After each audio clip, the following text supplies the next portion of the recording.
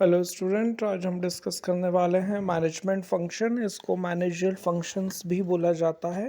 Functions मतलब क्या होता है? जो काम करना होता है। मैनेजर्स तो आपको पता ही है, the person who manages the company और द फर्म, उसको हम मैनेजर बोलते हैं। अब इसके काम क्या क्या होते हैं? हम सुनते हैं कि हम मैनेजर बनना चाहते हैं, बट आप अगर मैनेजर बनते हैं तो आपको क्या क्या काम करने होंगे? इसमें सबसे पहले आता है प्लानिंग।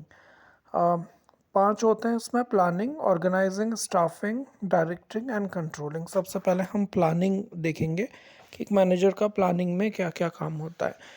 देखिए, हम कुछ भी काम करते हैं तो उसकी हमेशा हम प्री प्लानिंग करते हैं कि हमें इसमें क्या क्या शामिल है, क्या क्या करना है, क्या काम हमें किस टाइम में कंप्लीट करना है।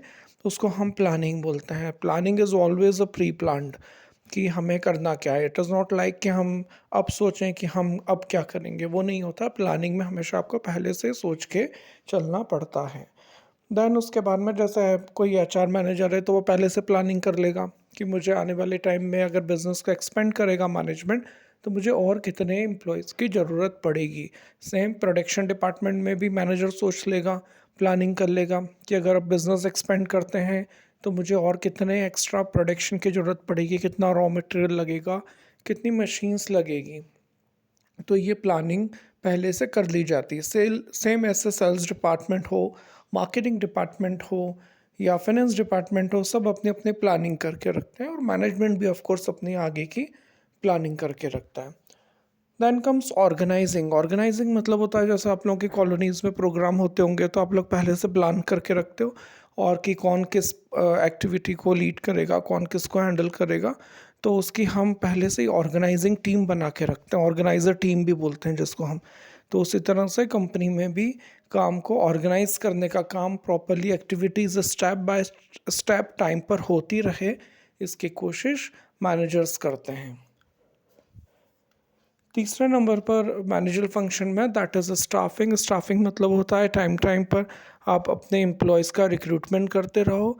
आपको अगर लगता है कि किसी डिपार्टमेंट में वैकेंसीज़ निकलने वाली हैं, तो फिर आपको उसको पहले से फिल करने के लिए कोशिश करनी होगी। आप पहले से आप प्रोएक्टिव मैनेजर बन जाओ। आपको पहले से लोगों को इंटरव्यूज़ लेने, उनसे रिज्यूमेज़ मंगाना, ये सब प्रोसेस आपको पहले से ही करनी पड़ेगी, जिससे कि आप प्रॉपर वे में उस चीज़ को मैनेज कर सको। तो स्टाफिंग मतलब होता है स्टाफ का रिक्रूटमेंट। देन है डायरेक्टिंग। डायरेक्टिंग मतलब होता है डायरेक्शन देना। ये काम तो सबसे ज़्यादा इंपॉर्टेंस रखता है किसी भी मैनेजर के लिए। मैनेजर्स कभी भी गड्ढे नहीं खोदते हैं या मशीन नहीं चलाते हैं। उनका तो काम ही होता है कि वो डिसीज़न लेते हैं और लोगों में उसको इम्प्लीमेंट करने का तरीका समझाते हैं। तो डायरेक्टिंग भी इसी तरह का एक पार्ट होता है, लोगों को दिशा निर्देश देना कि किस काम को कैसे करना है। अगर मान लीजिए कोई मशीन ख़राब हो गई है, तो जो लेबर है उसमें इतना सेंस होता है कि वो इंजीनियर से कांटेक्ट करें। लेकिन अगर मशीन बार बार ख़राब हो रही है, तो ये एक मैनेजर की रिस्पॉन्सिबिलिटी होती है कि उसमें वो स्टेप ले कि इसको क्या हमें रीसेल कर दें, हम दूसरी मशीन ख़रीद लें, या इसको रिपेयर बाहर से किसी को बुला के करें। क्या करना है वो डिसीजन लेने का काम होता है। लेकिन क्योंकि जो लेबर्स होते हैं या बहुत से जो मैनेजर्स, लोअर लेवल मैनेजर्स होते हैं, वो इतना इंटेलेक्चुअल नहीं होते हैं कि वो डिसीज़न ले सकें। तो इसलिए एक मैनेजर को उन्हें डायरेक्शन देना पड़ता है कि आपको ये काम करना है इस तरीके से।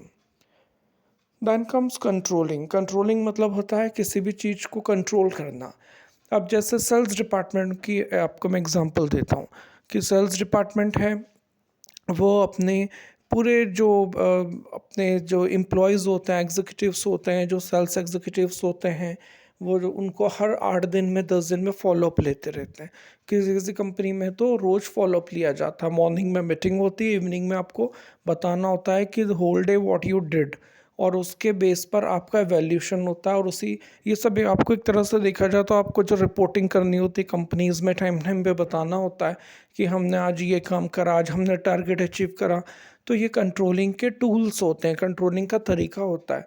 तो और इसी बेस पर किसी भी एम्प्लॉय को कंट्रोल किया जा सकता है, क्योंकि हर एम्प्लॉय को आप जब कंट्रोल करोगे तभी आपकी कंपनी का ओवरऑल टारगेट अचीव होगा।